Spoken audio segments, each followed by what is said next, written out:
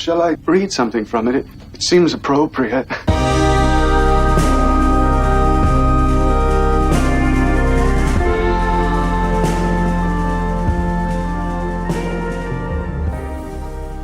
Hello, you're listening to The Lodgers, Sordid Cinema's Twin Peaks podcast. My name is Simon Howell. I'm joined, as always, by Kate Rennebaum.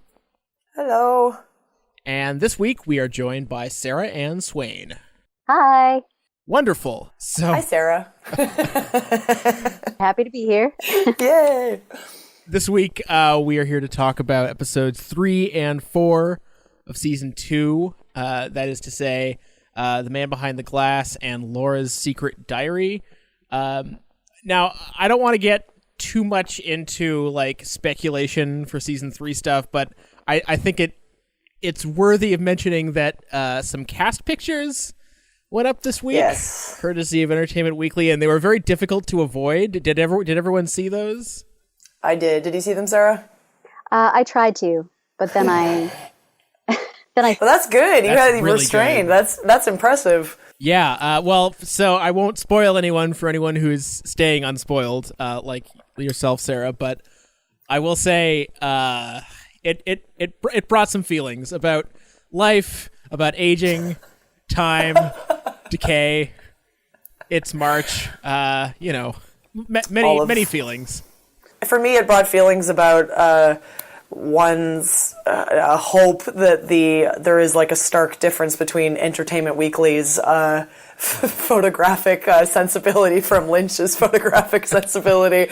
These photos were done up very much in a way that for me has very little to do with any kind of like aesthetic of what the show has looked like and presumably will look like. It felt very much sort of like a weird advertisement or something that was being done by somebody that wasn't Lynch or anybody really creatively that involved with the show. So I think that unfortunately kind of added to this sort of odd effect of these photos. But anyway, I don't know. It was also, I personally, the one I kind of liked the most actually was Duchovny, done up as Denise, who's a character we haven't seen yet. But that was maybe just because that one was you actually was quite far back, so you got more of his body rather than just a sort of like awkward half close-up shot. Anyway, so yeah, I don't know. I had mixed feelings about those photos, clearly. They're not from the set, though, right? They're Entertainment Weekly got them to kind of like model for these? Yeah, okay. yeah. Yes. It's basically like a Last Supper theme.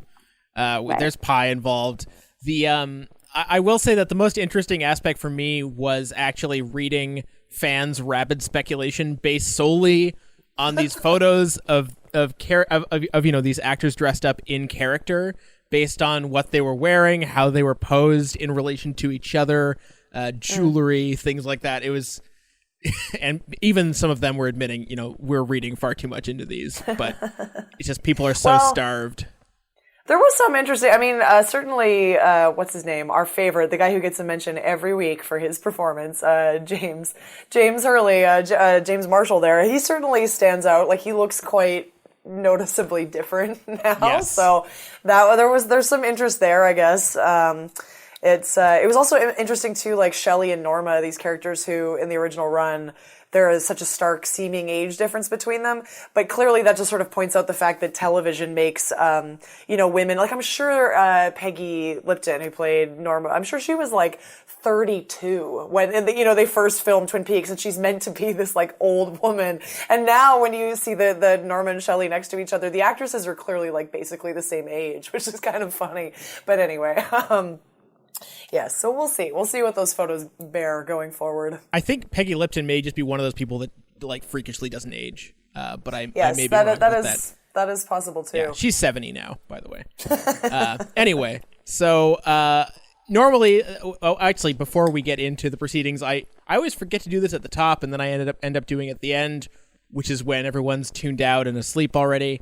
So I just wanted to say now, once again, thanks to everyone who's already reviewed the show and rated us on iTunes and elsewhere. We really appreciate everyone's feedback, so please rate, review, subscribe, do all the nice things that take very little time to do. And it helps with visibility, helps people see and hear us. And I've noticed that when I Google iTunes Lodgers, we're now like the second result, which is a good sign. Hooray! That is a good sign. That is a good sign. Some band comes first, whatever. Anyway, So, yes, again, thanks to everyone who already has chimed in, and we can always use more. Now, to get into the proceedings proper, Sarah, we're going to ask the same question of you that we do of all our guests, which is, how did you get into this Twin Peaks business? I was very late to the game. I discovered Lynch in my early 20s. I think Mulholland Drive was the first thing. I know Mulholland Drive was the first thing I saw because it changed my life. And it changed how I thought about movies and what they could do. And I wanted to, and I sought out his other works, but Twin Peaks wasn't available at any of the video stores where I was. And so, yeah, by the time I picked it up, it was a good few years later, but I still haven't seen it in like 15 years. Like I've only watched it once through. That's it. Mm. So it's been really fun to kind of like come back and rediscover it and like, fall back into the dream world of Lynch after all of these years. Because I haven't done it since, seeing Inland Empire, which was quite a while ago now as well. What are your feelings on Inland Empire? I know that one divides people. Again, like I haven't seen it since I saw it that one time in the theater. And I'd like to go back and watch it again because I did not like it when I watched it. I also, I didn't like Wild at Heart either. I didn't like a lot. I don't like a lot of it, but then I come back and then I love it. So it takes a long time to be receptive to Lynch, I think. Mm-hmm. It's a kind of like relearning how to, accept Lynch as your savior. Yes, exactly. Have you accepted Lynch as your own personal savior? Yes, I think that is really good advice, particularly for people who saw Inland Empire and didn't like it. Go back and watch it again, and then watch it again, and watch it again until you like it. That is good advice. That is right. Very, very good advice. Because until you like it, you are incorrect. Exactly. We will win you to our side of this argument. Just keep watching it. So, as I mentioned, the two episodes we're talking about this week are The Man Behind the Glass, which is directed by Leslie Linka Glatter, who, as we previously mentioned, has an incredible television resume, and written by Robert Engels. The second episode is Laura's Secret Diary, directed by Todd the Wizard Holland. That's the Fred Savage wizard, if you don't know what movie I'm talking about. And written by, and this is a mouthful, Mark Frost, Harley Peyton, Robert Engels, and Jerry Stahl. This is his only Twin Peaks credit. He's best known for the memoir Permanent Midnight, which was, of course, made into a film with Ben Stiller. But he's actually got quite a few TV credits, including a bunch of episodes of Mark Maron's series. So a bit of a weird career there. We're going to try to roughly go in order. So let's start with The Man Behind the Glass, which, of course, introduces us to Harold Smith and also gives us, the ultimate Albert moment, but we'll talk about that shortly, I assume. I definitely have more notes on this first episode than the second. Of course, we can't not mention the arrival of Michael Parks and his accent. Indeed. I kind of just realized today, like doing some reading, that I knew he always had sort of looked familiar, but I didn't realize he had quite such a kind of, he's like a sort of a cult kind of figure almost, right? Like he's an action sort of star or something from the, 70s? Is that what his yeah, story is? He's got definitely some cult action grindhouse cachet in like in Tarantino-y circles. And we haven't even, I've been meaning to kind of bring this up for ages and I keep forgetting, but basically just sort of one of the other elements of the show is the fact that there is such a kind of considered use of a certain sort of television actor here. Like there are movie actors, but they're almost the minority. It's really people like Michael Onkeen and Peggy Lipton and I'm going to forget who else. Piper Laurie as these people who are sort of like connected to a kind of previous sort of mode of television. Michael Onkeen had been on a I'm going to forget what the name of his show is. But Peggy Lipton had been on the Mod Squad. And there is sort of like a clear reference here to, television's history, even just in the casting of these people. Anyway, yes. So where did we want to start with these episodes? I thought maybe a character we haven't really talked about a lot, but features heavily in both of these episodes is Lucy. So I was wondering if anyone had some Lucy thoughts, how she's used in these episodes. I don't know. What do you think, Sarah? Well, her lipstick, for one, I think she was very much upstaged by her bright orange lipstick. Lucy's sweaters and the lipstick, they are competing for visual attention with her as a presence all the time. I feel like I still, it's hard for me to wrap my head around the Lucy storyline here at the beginning, because I think, I don't know. I mean, it's complicated. Like this idea of her being pregnant, being given such weight, I think is interesting. Like the fact that it's given so much narrative time, this sort of idea of it, her indecision between these two men. And I mean, there's something to that idea of Twin Peaks again referencing maybe sort of some of the tropes of the soap opera for sure. But I think there's also that level of a kind of empathy or something that's given to everybody's problems equally. Like this idea that Lucy is pregnant and doesn't really know what to do about it and can't really make sense of her life is sort of given equal weight to, I don't know, Leland being arrested or something, like the way that the show kind of flattens everything out. I sort of want to appreciate that.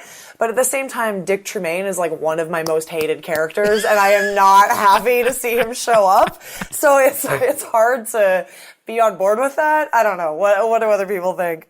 I can't remember if it's in actually this episode or the next episode, but where Coop tries to intervene and kind of get Lucy to talk about what's going on and what do you want, and she's it's the way her desires are really confused by what she actually wants but what she should want. Like her troubles with Andy are about, I don't know, that he doesn't exercise and do these kinds of things, and Dick Tremaine was different, and he likes Argyle socks. He even knows what Argyle socks are. And he's just so smarmy and so like put together and, keeping up a certain kind of ideal, that she, confuses for maybe something she should want or something that she needs. Yeah. I always thought that was kind of interesting. The fact that maybe the choices that she's making are, yes, clearly based on a certain kind of, maybe emerging ideal in the 90s of this sort of commercialized package of what particularly men should look like, right? The idea of a kind of like emerging sort of masculinity that 10 years later would be, goofily named as the metrosexual there, like that kind of thing. But like this idea that she clearly, like she even says at one point, well, I decided to break up with Andy after I saw a TV show that told me I needed some me time. The show is sort of pointing out that maybe idea and that way of thinking and not, I don't know, as an issue, certainly, because it's causing Lucy agony, but at the same time, the show doesn't get there through making fun of Lucy, which I like, right? Like, it doesn't come at the expense of her. I mean, I don't think we're supposed to believe that Lucy is maybe the smartest woman who's ever lived, but it also doesn't look down at her at all, which again, I do appreciate. I think it's sort of one of the better impulses of the show. Yeah, I mean, I kind of agree with that. I do think that there is occasionally a note of condescension. Oh, you think? Yeah. In terms of other characters' interaction with her, but it's a light touch of condescension, and I mean, I do appreciate that in the middle of like what are some very dark episodes for Cooper in terms of him having to deal with Leland and just generally not having a very good time. I appreciate that they have him take the time to say like, okay, Lucy, what's going on? I'm a person you can talk to. Let's talk about it. It doesn't go very well. But that's a great joke too, right? This idea that Cooper, who has been able to intuit every inner emotional state of everybody in the whole show, and then Lucy confounds him. Like he cannot. Like that's True. A great payoff of that. I love that. Yeah, I don't know, Lucy. I mean, Lucy and Andy are. It's hard not to root for Lucy and Andy, right? I mean, even you want them to get together. Yeah. Another character I wanted to sort of spotlight, or specifically an actor I wanted to spotlight who we haven't got to talk about, and of course, I have to assume their involvement in the future will be limited, is Warren Frost as Doc Hayward, who gets a lot to do in these episodes, and I think has sort of been a quietly underrated presence. One of the very few characters who never has a dialed up moment. He's pretty low key throughout, and he never gets like his own plot line or anything. But I think he's such a steady humanizing force on this show, and especially in these episodes. I just wanted to give him a hat tip. It's interesting. I mean, because again, I'm perhaps everybody in the audience has already put this together, but Warren Frost is Mark Frost's father, who the main writer here. Warren Frost is his father. He'd been a theater teacher, I believe, for a long time. Like he'd acted off and on, but at this point, when they started the television show, he was teaching theater in something like Michigan or something. And in fact, sort of had known, and maybe not, I think he had taught, but just knew through his work at this school, knew people like Chris Mulkey, who was cast as Hank. So there's this sort of like connection where Warren Frost had brought certain people and been connected to certain people, and I think some writers as well, into the show through his father's work as a kind of theater teacher. But I think you're right. I think Warren Frost is a very warm presence, and he often sort of gets very sort of just nice little quiet touches of humor. I mean, it's hard not to love him. Like, he yells out of the background at one point, "Who ever heard of a diet lasagna?" I mean, he's a great, he's some great lines. I teased this earlier, but I feel like I just need to get it out of the way now. Albert's speech about nonviolence, which I'm going to play for you now, is one of my very favorite moments of the entire show, even though I think it's kind of a fascinating study in contradictions. Anyway, let's hear that real quick. While I will admit to a certain cynicism, the fact is that I'm a naysayer and hatchet man in the fight against violence. I pride myself in taking a punch, and I'll gladly take another because I choose to live my life in the company of Gandhi and King. My concerns are global. I reject absolutely revenge, aggression, and retaliation. The foundation of such a method is love. I love you, Sheriff Truman. What I find most interesting about Albert's speech, besides the fact that Miguel Ferrer is just an amazing actor, and just the pivot from what we previously understood of Albert is so profound and wonderful and hilarious, it really brings to my mind the fact that this show's like version of law enforcement and government is so weird and idyllic, and like it's almost as if when Albert's talking about walking in the footsteps of King, it's like, dude, you work for the organization that tried to like neg him into a lonely suicide. Like, what universe do you inhabit? And then we see it again actually in the next episode when we have the judge character who happens to be a bit of a mystic like Cooper. We can talk about that scene later. And again, I'm just reminded of the show's very strange take and an idyllic take on law enforcement. It almost ends up reading as an equivalent level of fantasy to the kind of level of this sort of, background world that is created in Twin Peaks with giants and dwarves and everything. I mean, it's it's like this idea that the Federal Bureau of Investigation and judges and investigators and sheriffs would be operating at such a, pure is the wrong word, because certainly like these men, I mean, again, we should say they're all men. The men tend to get sort of bogged down in kind of earthly issues, but at the same time, there's such a level of unbelievable kind of striving for nobility and striving to do justice to an idea of the law. Like the idea of the law as being something that one could still devote oneself to, which is such a, in a lot of ways, not a modern concept at all, right? I mean, that's a very... to us, it seems almost otherworldly that the law would be this thing that one would devote one's life to and kind of live as if it was almost a religious order. I mean, it's fantastical, really. Yeah, and I think it seems to be less about law enforcement and more about the kind of the detective aspect that, the investigation work that law enforcement does is what seems to interest Lynch the most, in a way that he kind of sees it as, like you said, a very noble. It's a noble act to kind of to look for truth and to kind of follow leads and try to get to the greater truths of existence. This is what all human beings do, and so. Yeah, the way that, law enforcement or detectives kind of appear in Lynch's work are as these, they're taking on a task for us, for all of us humans, and kind of right. Following this. Yeah, like we're all looking for the mysteries of existence, and so this is just a way to kind of, a place to explore that on another level. Right. Yeah. I guess there's never, like, that I can think of. There's never been like a dirty cop. There's a lot of criminals and a lot of cops, but there's never been a dirty cop. I think that, when people talk about Lynch's sense of naivete, which I think might be overstated in some senses, I think maybe one of the few places where that might apply is in this realm where he's sort of deliberately creating his own version of what he thinks law enforcement should be like.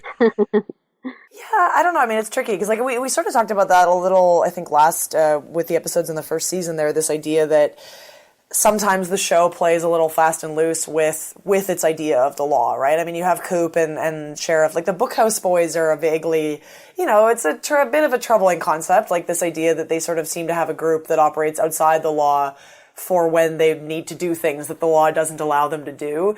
And yet, the show still mostly manages to maintain this idea that they are devoted to a kind of ultimate law that somehow supersedes the daily banal problems of living the law, which again I think is quite interestingly framed in the next episode scene. And I don't want to skip ahead too much, but just to say that the judge that shows up in the next scene has this great speech where he talks about the idea that the law gives us purpose, the law gives us a guide that helps us through the difficult times in our lives, but it also requires a certain form of submission to this arbitrary and I don't know what the word is, like a system that extends beyond us and has no time for, the woes of individual lives. I mean, the law both helps and it requires a certain kind of giving up of one's freedom. And I think the show is good at walking that line. I mean, I think it's interesting what it does with it, at least. Yeah. There's that scene in the boardroom and you see the kind of the board, like the chalkboard with like everything laid out, which is, a pretty like standard image from like most like police procedurals, where you have like all the suspects and like all the arrows that are linking them up. And so it's all about, Bob and people who have seen him in reality or in their dreams. And it's treated with like equal weight. And so this kind of speaks to, the way Cooper's approach to the law is very, very different than, oh my God, and I'm forgetting his name. We just heard his clip. Oh, Rosenfeld? Albert Rosenfeld? Yeah. Rosenflower? Rosenfeld, yeah. Yeah, so, Albert's got a very different way of investigating, a different way of looking at the law than Cooper does. And they both exist in tandem, so, I think that ambiguity and subtlety is there. I just wanted to add for you to come back to that scene, Simon, because we haven't actually gotten to talk about it that much yet. But the scene with Albert, I think it's just I think this is one of those moments where you could say that this move that they make with Albert here, where he is all of a sudden espousing a kind of idea of nonviolence, you could make an argument that it actually kind of contradicts some stuff that happens in the first season, because Albert like grabs Sheriff Truman by the lapels in one of the early episodes and looks like he's going to hit him. Like it's not, there are some kind of questionable links there, but I think that it ends up working really well, mostly because you have Coop has sort of been on Albert's side the whole time, right? I mean, Coop kind of calls him to task a couple of times for misbehaving, but Coop has also gone to bat with the audience and with the other characters saying, Albert is this great guy, he's this great sort of officer, and we never really see where that comes from until you get to this moment. And again, it's this level of, I think, what Sarah just pointed out, that Rosenfeld has investigated things quite differently, and he's always much more of this sort of like rational, empiricist kind of way of approaching the world. And yet he does have an ethos, right? He does seem to have a kind of set of beliefs that are not just about cold hard truth. Like the truth is very much wrapped up still in an understanding of treating people a certain way and like living one's life a certain way, which brings him up very much to the level of somebody like Coop, which is great. But sorry, I cut you off, Simon. Oh, I was just going to say, my counter reading of the Albert scene that occurred to me this time is that he's really figured out how to live, because he spends all of his time pissing people off and having a great time, and then just as things are about to get physical, oh no. I espouse nonviolence. I'm going to de-escalate. I'm just going to cut this off at the knees, and you're going to like me now.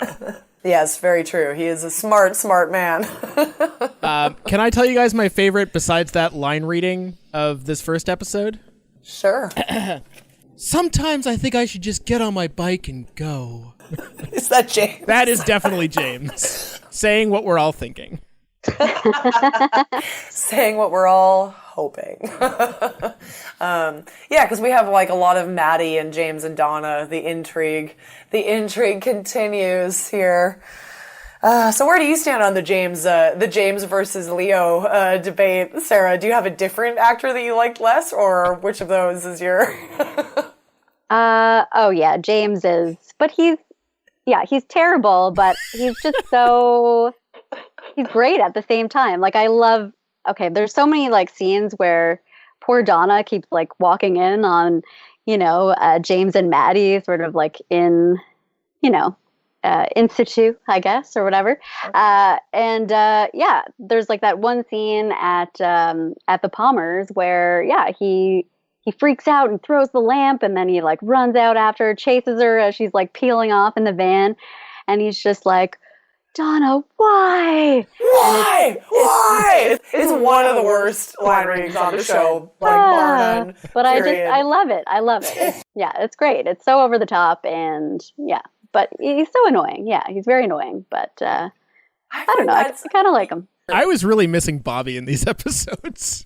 Oh, God, it's true. There was like no Bobby. Hey, no Bobby. Yeah. Yeah. Oh, wow. I didn't even, maybe he had something else he had to film or something that week. He was away. And yeah, there was very little Shelley too. We get sort of just one or two scenes with Shelley. I think at this point we're starting to add new characters to the cast, which maybe takes time away from the characters that we love and want to spend time with. And we can keep talking about that. But I did want to, that scene that you just mentioned, Sarah, where, James rushes over to Donna's house, or rushes over to Maddie's house, and then they're sort of hugging or kissing or whatever, and Donna comes across them. And that sequence, I found it so bizarrely, like, staged, that it stands out in my memory. Like, the fact that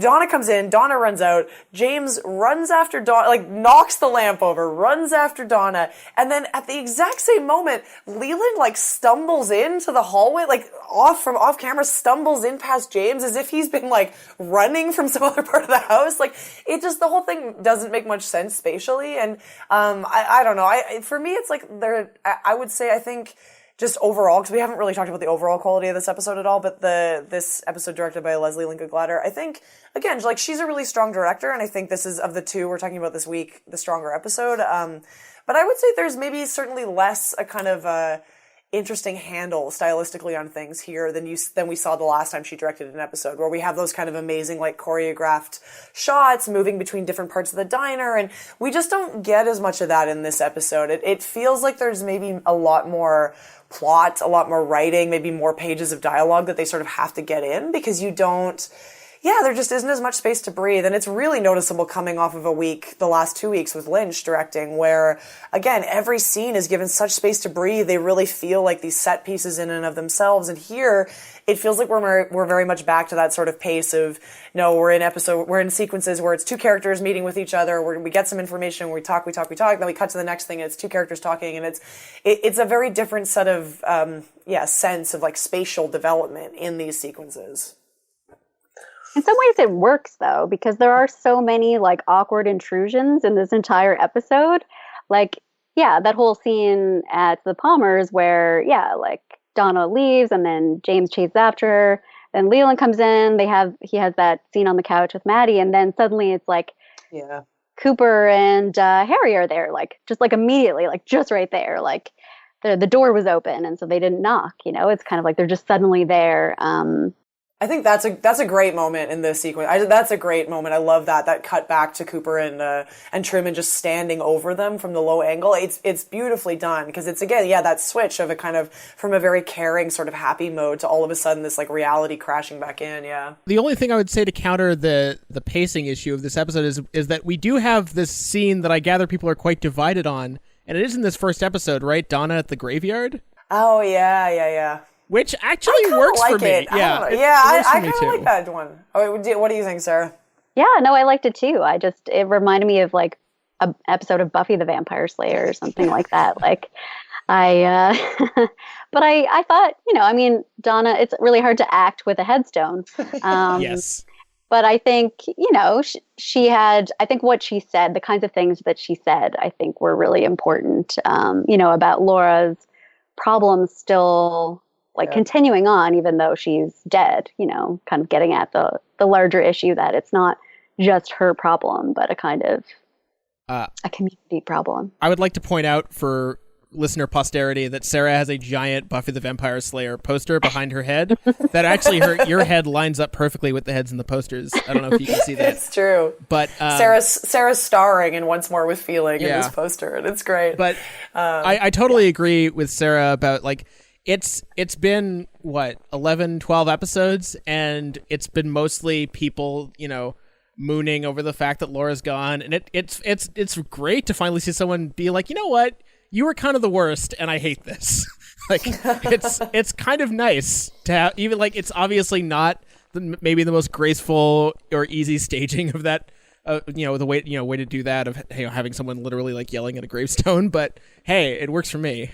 Yeah, there was also, I think, I guess right around this time in this sequence, we get Maddie starting to complain to Leland, saying, I don't like this. Everybody treating me like I'm Laura. Like, and that's an interesting dynamic, right? Like this idea of a niece complaining to the uncle who's just lost his daughter, saying, I'm tired of everybody thinking that I'm your daughter. Like that's a very strange dynamic. And I think it plays into this again, this sort of, sense that maybe the show is pushing back a little bit on any kind of easy, I don't know how to describe it, like any kind of easy honor or something, just given to Laura's image all the time. Yeah. I do think that one obvious weakness of these episodes, I mean, we've already mentioned the fact that there's no Bobby and Shelley, which I think is really felt.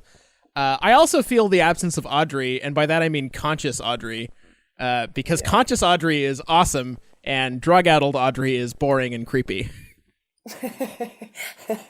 Candy's dandy, baby. Oh my god, those sequences are... Yeah, the sequences with poor drugged out Audrey are a little much? Unsettling. Yeah, a little much. And they really slow down the narrative too. Like it's just very...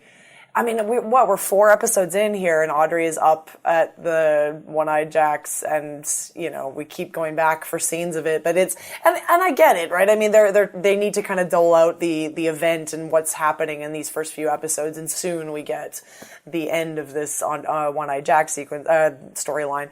But it's not my favorite stuff. The stuff with Jean Reno and Audrey up at the casino. Yeah, I think there's also a lot of, but it kind of fits like thematically, I think. Like there's a lot of, with Audrey sort of in captivity. Well, not sort of, like actually in captivity.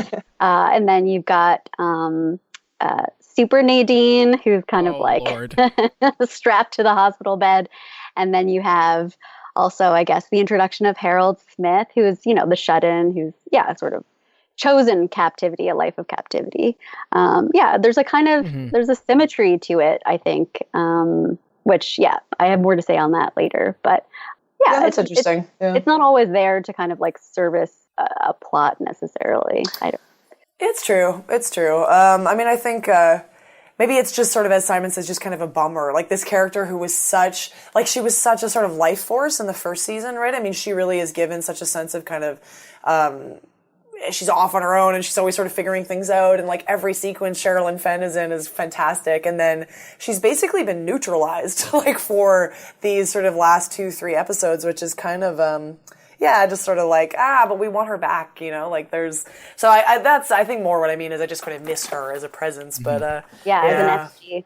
And is it Blackie? Is that what the madam's name? Okay, so she's kind of also talking about how she says a little aside about this is what, Ben Horn had done to her. And so this kind of like recursiveness of like this terrible behavior, a kind of cycle too, that is important to kind of note.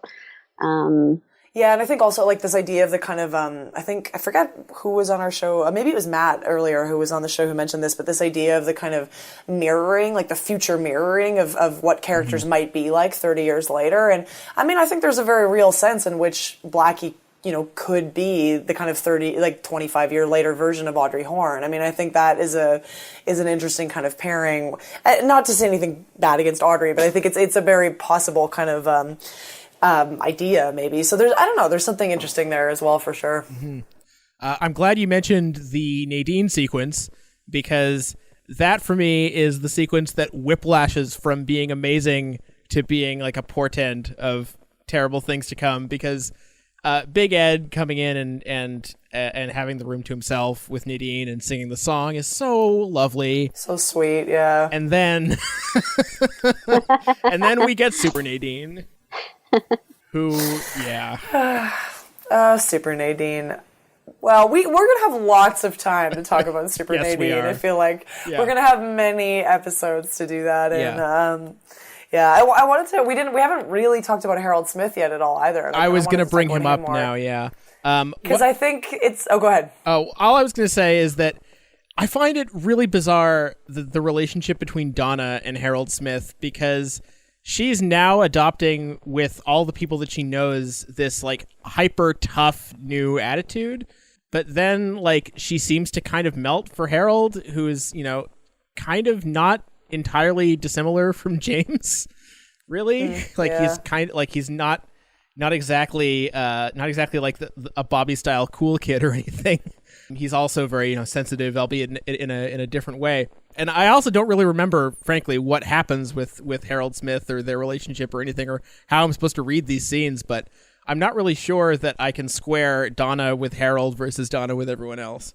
Well, she responds well to him because, yeah, he is, gentle and sensitive, but he's also very observant. Like, he sees her. Yeah. You know what I mean? He notices what she's wearing. He knows all these details about her from, what he's heard from Laura. And, she feels kind of flattered and kind of special, I think. This idea that he's inside, like looking out all the time and kind of having, like devoting all this attention to, her life and what's going on in her life. It kind of it makes her, she's supposed to be a teenager after all, sort of self-involved and wanting to feel, more important and have someone give some legitimacy to her identity and like her problems and her desires. So I think that is something that comes out in that relationship, but yeah, it's still very early and hard to tell. To play devil's advocate against my own argument, I think there might be something to the idea that it's just new stimuli. And I think when you're young, that's kind of exciting. And it's just someone who is so different from her sort of peer group and is just lives such a different life and perceives life so differently would be theoretically refreshing. So yeah, maybe I'm just full of crap. Well, yeah, I was going to say something similar, which is I think there's maybe something to, I think Jessica talked about this last week, this idea of many of these episodes here, you get a kind of series of ways in which these girls who are all, I think Audrey had said that she was 18, so I think they're all supposed to be 18, because Laura was 17 when she was killed, I believe. So anyway, they're sort of supposed to be in that age range. But yes, this idea that they're all kind of trying on, like a relationship to sexuality as a way to express or kind of hold a certain kind of adulthood, that like this is what's made available to them in order to take control of their sense of adulthood. And I think, I don't know, I get the sense that Harold, I think for Donna is maybe works as the idea that he is perceived as one step closer to that or something than somebody like James, where James is very much, as much as he's supposed to be the bad boy, he's sort of like a 13-year-old's understanding of what a bad boy is, right? Like somebody with a leather jacket and a motorcycle, but and we're also at some point, yes, given this idea that James has a kind of complicated backstory with his mother and the mother's alcoholism, which is never developed really at all in James's character or anything. But this idea that Donna is sort of maybe moving beyond one kind of narrative of what is a very chaste relationship with James, like sort of standing in for an idea of badness, into something that is genuinely, I don't know, mysterious and kind of beyond her ability to make sense of it. I think there's clearly supposed to be a sort of ramping up there. You open the door and there is the older brother of Cam from Ferris Bueller's Day Off and his straps there. And it's like, how could you not be like, yes, please, I'm in love with you. Right. Well, yeah, because I guess, in James you have this very performative, visually performative version of counterculture or bad boyness or whatever. And then in Harold, you have someone who actually has shunned society, he really lives it, for better or worse. And it's definitely a total 180. Did anybody else find the Harold Smith character strange in terms of the presentation of sexuality? Like in terms of the presentation of for me, the first time I saw the show, I was unclear if we were supposed to read him as gay or not. I think that's an interesting question, because I don't think the show I don't know. I mean, there are obviously no gay characters on the show. This is sort of before having gay characters on television was a kind of thing, even though obviously many actors and many characters have been, whatever. But so I don't know. I found that kind of strange that this is what the show's, I don't know, the show is walking some interesting line there around a performance style and a kind of like mode that plays as a certain coding of effeminacy that is maybe meant to read as like on the borderline of a certain kind of relationship to sexuality. But I don't know. That's just always something I've wondered, I've thought about those sequences. Yeah, it's definitely ambiguous, and that could also be like a result of all of the orchids and the and I just. Yeah, this, I couldn't help but thinking about, the way this is like Žižek talks about, like, flowers being like plant vaginas, like they're very, like that's all I could think about. It's all of these orchids everywhere. There's like that image where, Donna's like sees the red orchid and like reaches out and like starts stroking the petals. Like it's all very like, vaginal and kind of labial and yeah, there's the pinks and I don't know. I just felt very much, there's a feminine association with that space. A kind of, it's hot. It's like a greenhouse. Yeah. It's like very abundant and fertile. And and then he's there, and he's also, just the casting of him. He is very, kind of elfin and kind of soft spoken and. Moves very quietly and delicately. Sarah, could you repeat the phrase plant vaginas, but could you snort and shout while doing it so we can get the full Žižek effect? You don't actually have to do that. For anybody who doesn't know, look up a video of Slavoj Žižek talking, and that joke will make sense then. There's always lots of spitting, and he's disgusted by flowers because they're plant vaginas. My relationship towards tulips is inherently Lynchian. I think they are disgusting. Just imagine, aren't these some kind of, how do you call it, vagina dentata, dental vagina threatening to swallow you? I think that flowers are something inherently disgusting. I mean, are people aware? What a horrible thing. But, I think they're quite lovely. It's a matter of perspective, I guess. Very true.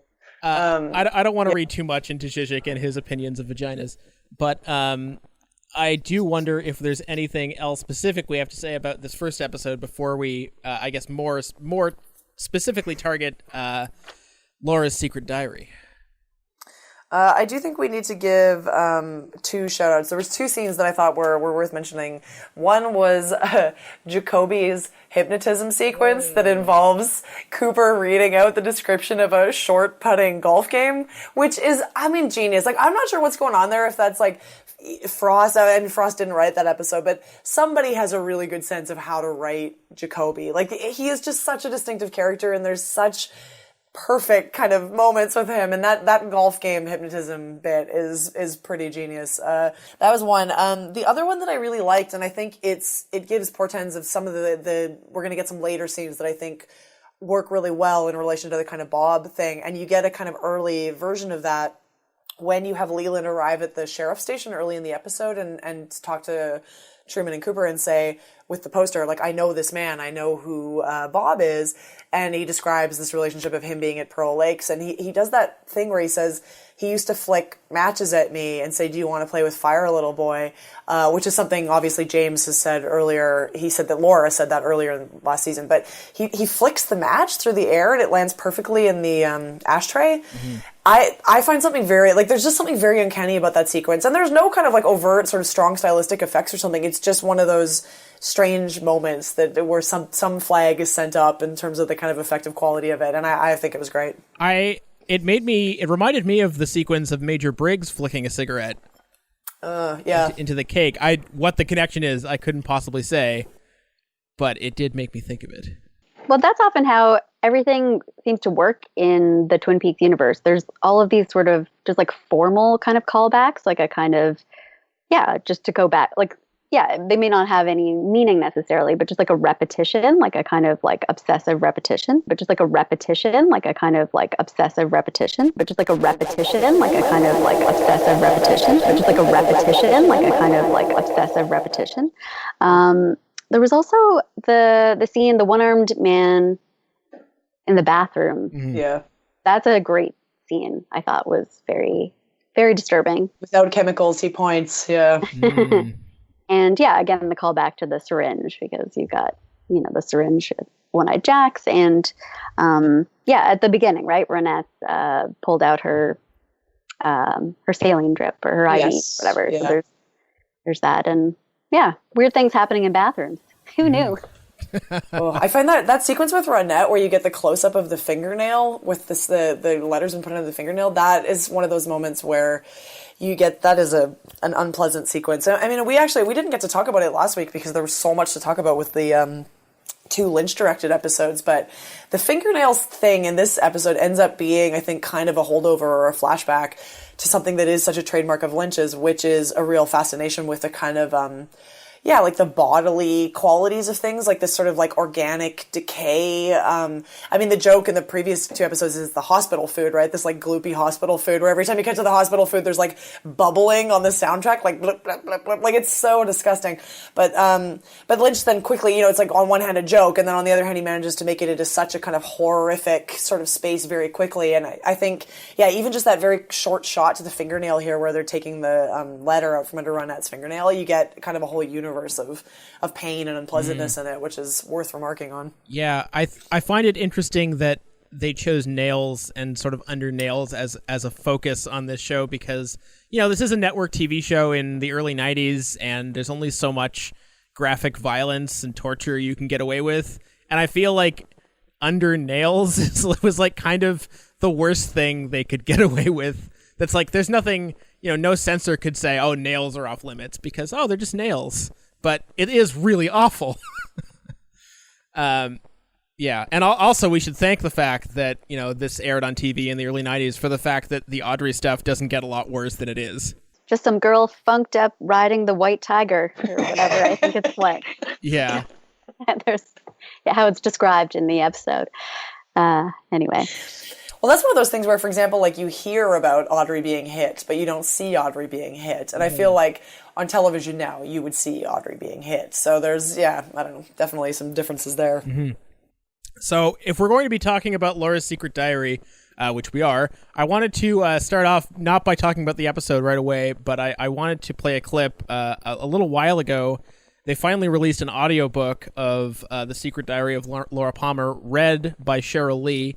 And I wanted to quickly play a clip from when Laura is, I believe, 12 years old. And it's not pleasant, but you're going to get to hear it anyway. So let's do that. July 29th, 1984. Dear Diary, here's a poem. From the light in my window, he can see into me. But I cannot see him until he is close. Breathing, with a smile at my window. He comes to take me, turn me round and round. Come out and play, come play.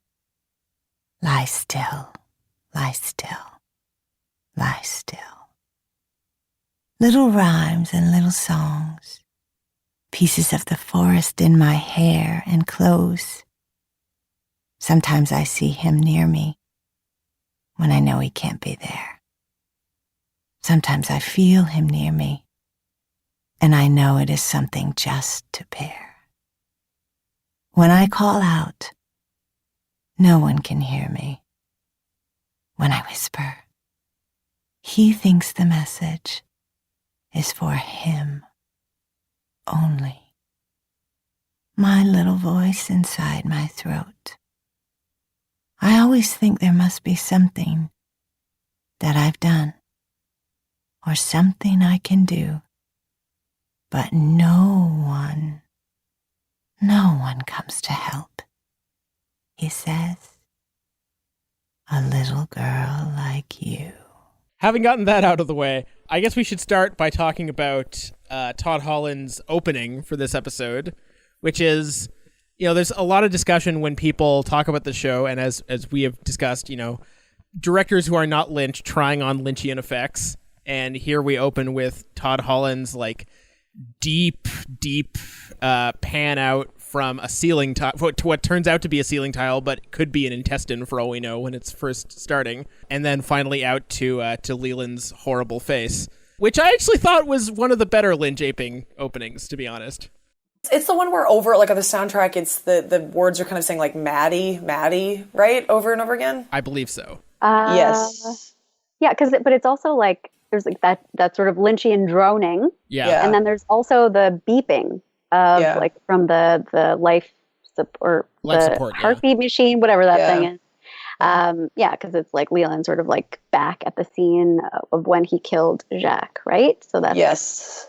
But there's also a nice, again, like, symmetry with the beginning of this episode and the beginning of the last episode, right? Where you have Ronette's, like, empty hospital bed, and the way the camera kind of does this, like, spiraling, like, pan around. There's a repetition of that kind of, like, circling in the opening of this episode with the hole in the ceiling tile.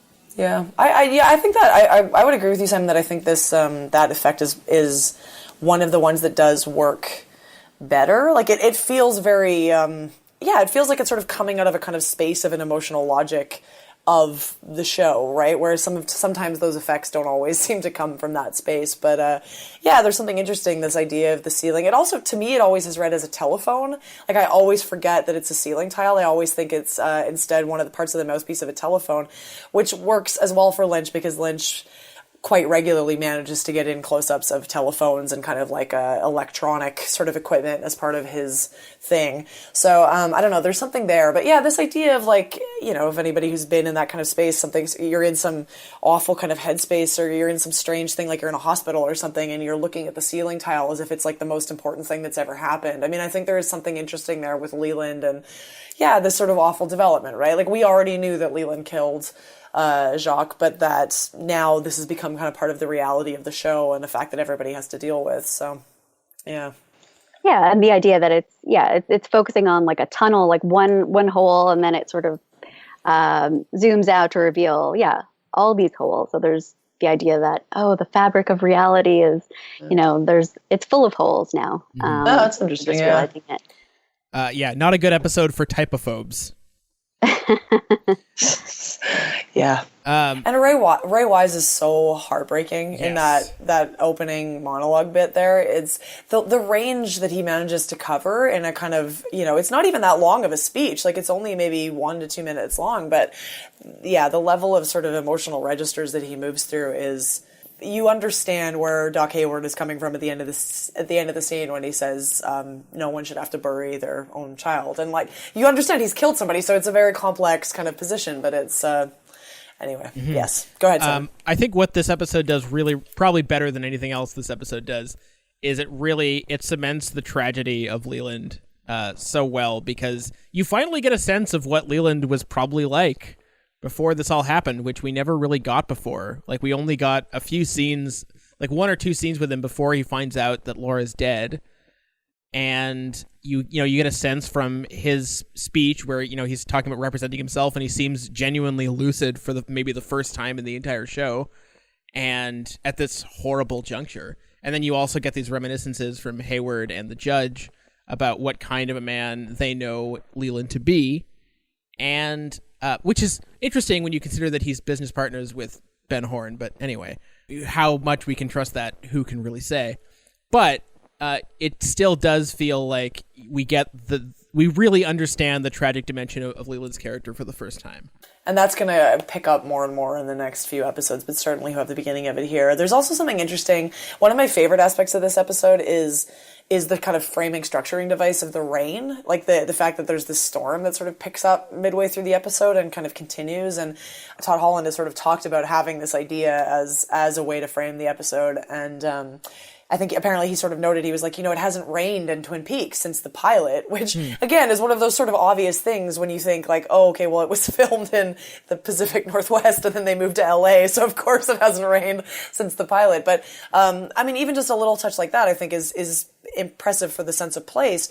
But then the way that he's able to use it to both I think, really make you feel the time of the episode. Like it really does start to bring the sequences together in a way that I think has a different quality than that, almost soap opera structure of you move from one scene with two characters to another scene with two characters to another.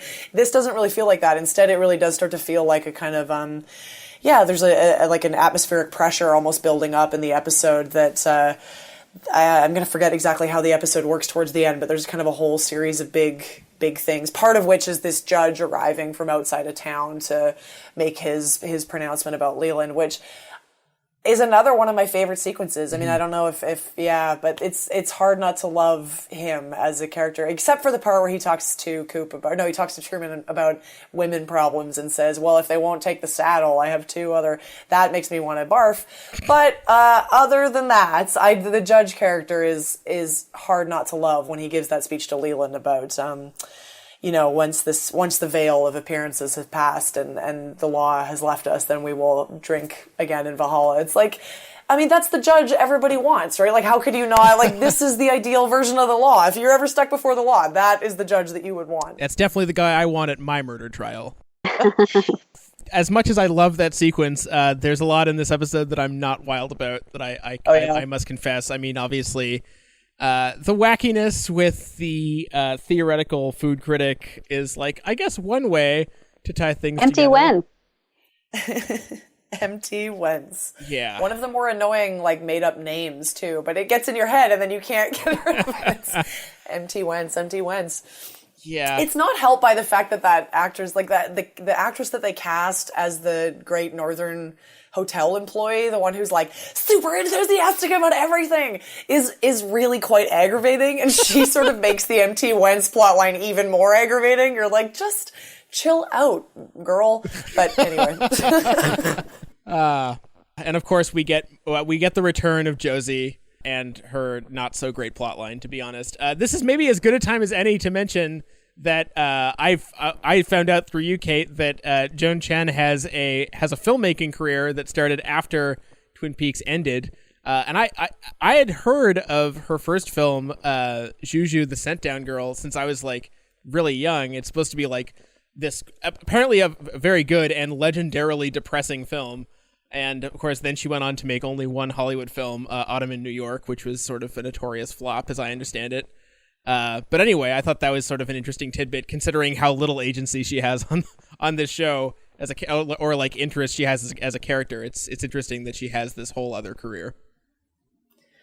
Yeah, Josie is a complicated character. I mean, I don't know, because we've had a couple of people, I think, maybe already mentioned this problem with the idea that it's a very sort of Orientalist perspective on her. Like, she becomes this exotic foreign object for all of the men to kind of ooh and ah over, and she has very little agency in the show. And I do think all of that is there. I mean, I don't know, there's some interesting history there as well, because the character was not originally written to be a Chinese woman. It was originally written to be an Italian woman who was going to be played by Isabella Rossellini, who Lynch was dating when Twin Peaks sort of went, it was still in the early stages, and then they broke up, and Rossellini did not want to be involved, I guess. But so I don't know. I mean, you sort of wonder, like, what, if it was a chicken or egg thing. I mean, if it was that they cast Joan Chen and then the character goes in this direction, or if they just really never had a plan for that character and Joan Chen's casting just sort of happened to be part of that.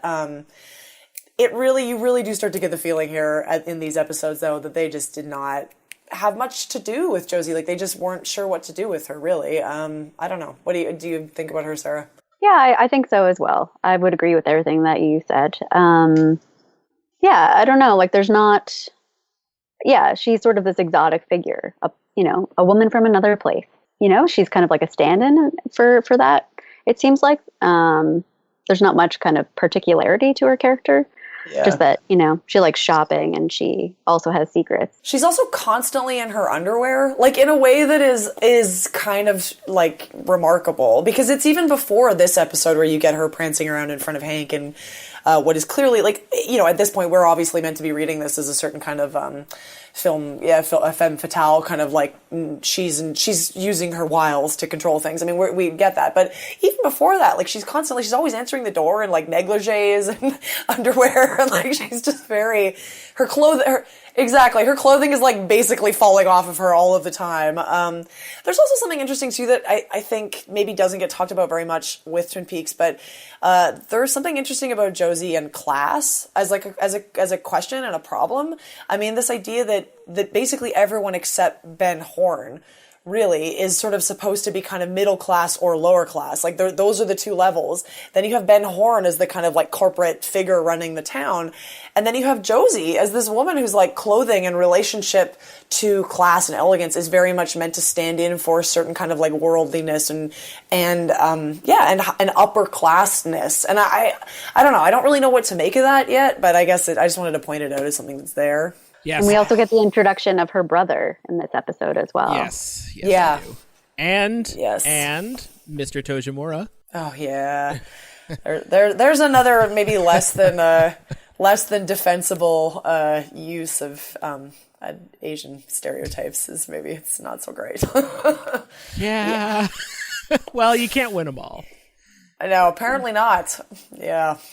Is there anything else we wanted to mention about this episode before we consider wrapping up? R.I.P. Emery? Bye, Emery. Good riddance. We're not going to miss you. I was going to say, I mean, I do think that I appreciate that we get Harold in this episode, I think, reading from Laura's diary, right? Like, we get, like, an excerpt, which, you know, you just gave another excerpt from the actual kind of book that was sent out. But I don't know. I think I wonder what it would have been like to be watching these episodes in 1990. Maybe we were 1991 at this point, actually, I'm not sure. But 1990, having read Laura's Secret Diary over the summer, which I still haven't finished it. I'm so busy, I haven't had a chance to. I'm about, I don't know, about a half of the way through it. And as I've hinted at before, like, it is a difficult read, which Simon, it seems like the clip that you played earlier reflected that. But it is a difficult read, and it is really kind of a listing of all of these sort of brutalities inflicted on a child, effectively, at length and in depth. I don't know. I mean, I still, we've talked about this before, but I would say as much as the show is maybe starting to introduce these sides of Laura that are less than savory and that she maybe was like a problematic character, I still do think that the show is maintaining this idea that it is possible to have empathy for someone who is not a perfect person, and I think that there's interesting things going on with the relationship to the diary around that. So, yeah. Anyway. These episodes did air in October of 1990, by the way. 1990, okay, so we're still 1990, yes. Yeah, because Harold reads the excerpt from the diary to Donna, just like, yes, let me read you an excerpt, and then it turns out to be an excerpt that's about her and kind of makes her very uncomfortable. And then he's like, oh, I'm sorry, kind of. But he then also reveals that he's read it like back to back and he knows it very well. So it was a very probably a conscious choice to read that particular excerpt to Donna. And the way that, you know, he's using, I don't know, and then he sort of reveals that he feels like he's writing a tapestry, a living tapestry or a living novel or something like that about,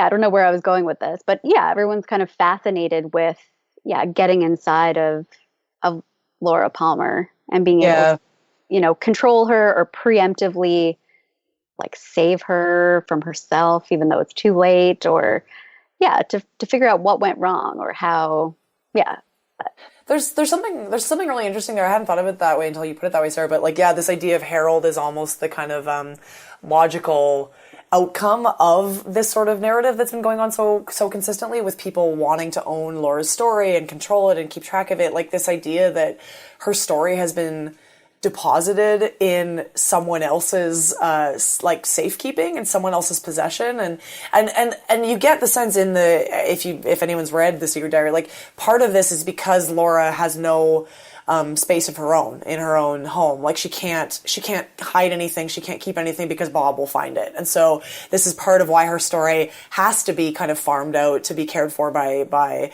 Harold Smith, because she has no space of her own. And there's something really truly depressing in that. But I don't know. There's also something interesting about this idea of him as an observer and him kind of reflecting, the Twin Peaks audience's desire for stories, our kind of fascination with this sort of collection of people's stories. I mean, he is another kind of structuring device that reflects the show itself. I don't know. There's some good stuff with Harold.